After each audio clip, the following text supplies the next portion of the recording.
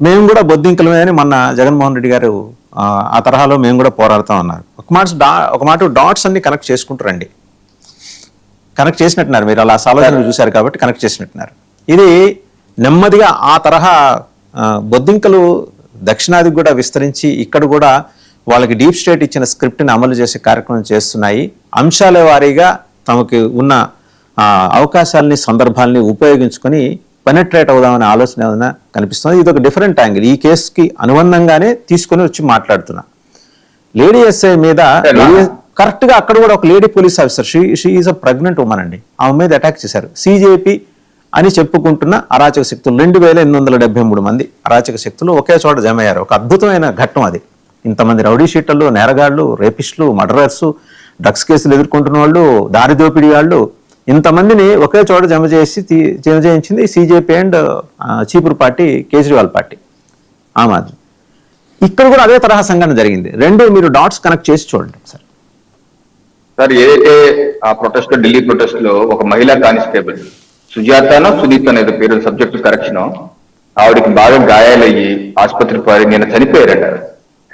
On duty ఆవిడ చనిపోయారు. ఎంత బాధాకరం అండి. ఒక కానిస్టేబుల్ వేరే వాళ్ళ చిన్నపిల్లలు అనాథలు అయిపోయారు కదా. ఓ పక్కన చూస్తున్నప్పుడు ఇంకో పక్కన చదువుకున్న రవికుమార్ ఏ రకంగా ఆయన ఆధ్వర్యంలో మహిళా కానిస్టేబుల్, మహిళా ఎస్ఐ గారిని, ప్రబలిక గారిని ఏ రకంగా గెరావ్ చేసి ఏ రకంగా తోసి కావాలని తాకి చేస్తున్న కార్యకర్తలు, ఇది సభ్య సమాజం క్షమించదండి, చాలా తప్పు. ఇంకోటి, జగన్మోహన్ రెడ్డికి ఇందాక మీరు క్లిప్ పే చేశారు. ఈ పిల్లోడు 108కి 108కి ఫోన్ చేశారు. ఈ పిల్లోడు సిపిఆర్ చేసేందుకు వాళ్ళ నాన్న డాక్టర్ కాబట్టి అని చెప్పేసి సిపిఆర్ అంటే చెస్ట్ పంపు అని చెప్తున్నారు జగన్మోహన్ రెడ్డి. చిన్నపిల్లలను చూస్తే అది నిజమే అనుకుంటారు, చెస్ట్ పంప్ ఇది కరెక్ట్ అని అనుకుంటారు. కార్డియో పల్మనరీ రెసిట్యుయేషన్ అది వేరు, చెస్ట్ పంపు ఈ కావు ఇది. ఏమి మాట్లాడే సమస్య ఏంటంటే ఆయనకి రాసి ఇచ్చేవాడు ప్రాపర్ గా రాసియరు. ఆయన అట్లుంది ఆ వ్యవస్థ. వాళ్ళకి ఎవరు చెప్తారు సార్? ఇప్పుడు 44-40 ఏళ్ళు వయసు రేపు ఆల్మోస్ట్ అయిపోయిందని ఎవరు రాసి ఇవ్వరు సార్. వాసుదేవన్ గారు ఇలా ఎవరు రాసి ఇవ్వరండి. బుర్రనోడు ఎవరు రాసి ఇవ్వరు. మాట్లాడితే వరకు ఉండాలి, నేనేం మాట్లాడుతున్నాను, దీనివల్ల రిప్లికేషన్స్ ఏంటి, మాట్లాడుతున్న వాళ్ళకి ఉండాలి. వాళ్ళకి లేకపోతే ఏం చేస్తామండి? ఇంకోటి హత్యాయత్నం కేసు పెట్టారు, హత్య కేసు పెడతారంట. ఇదిగో హిందూ పేపర్లు ఇప్పుడు ఆన్లైన్ లో ఓపెన్ చేసి చూశాను. ఏం కేసు పెట్టారు అప్పలరాజు గారి మీద? దీనిలో ఏం రాశారో తెలుసా పేపర్లోనే? Mr. Appalraju name was subsequently included in the FIR on charges of exerting pressure on the victim's family to withdraw the case and attempting to conceal evidence. సాక్ష్యాధారాలని తారుమారు చేసే కేసు మీద ఆయన కేసు పెట్టారు. అంటే అప్పలరాజు కొడుకు ఆయన వారి అబ్బాయి మీదుగా హత్యాయత్నం కేసు పెట్టింది.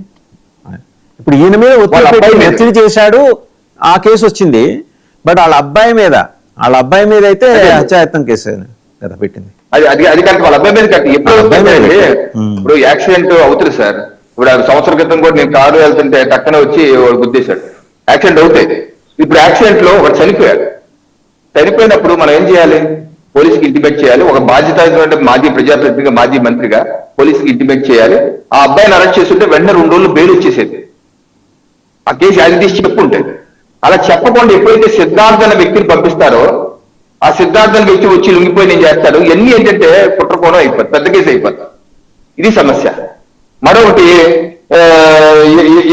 ఏదైతే చెప్పారు సాయి కృష్ణ కేసు, ఒకసారి 2 సార్లు వచ్చింది కాబట్టి మెన్షన్ చేస్తాను.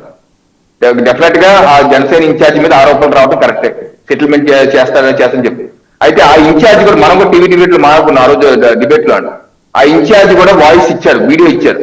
నేను వాళ్ళ బంధువుల్ని నేను వెళ్ళి సమస్య ఏంటి కనుక్కొని చేసిన మాట వాస్తవమే, కాకపోతే సెటిల్మెంట్ చేస్తాను, డబ్బులు ఇస్తాను అన్న మాట మాత్రం అవాస్తవం. ఇది ఏదో నిరూపిస్తే నేను రాజకీయాలను తప్పుకుంటాను కూడా అనండి. ఆ రోజు మనం కూడా మాట్లాడుకున్నాం విషయం మీద. నేనేదో తప్పు ఇప్పుడు ఇందాకన్నారు జగన్మోహన్ రెడ్డి గారు ఇచ్చాపురం ఎమ్మెల్యే చేశాడు, పాతపట్నం ఎమ్మెల్యే చేశారు. ఎమ్మెల్యే చేస్తే ఎమ్మెల్యే కొడుకు ఏదైనా చేస్తే మరి మీరేం చేస్తున్నారు?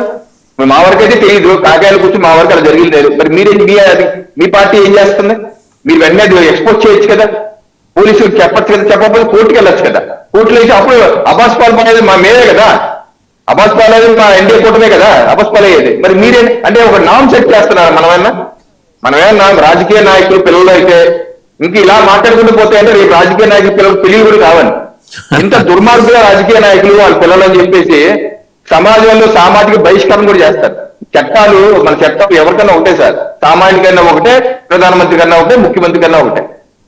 ఈ రకంగా మనం నిర్లజ్జగా నిస్సిగ్గుగా వెనకేసుకొచ్చి మాట్లాడుతుంటే తప్పుగా అనలేకపోతున్నాం, సామాజిక న్యాయం పాటించలేకపోతున్నాం, కనీసం ఆ తల్లిని ఆ భార్య అనాథలు కానీ వాళ్ళని పరామర్శించలేకపోతున్నాం.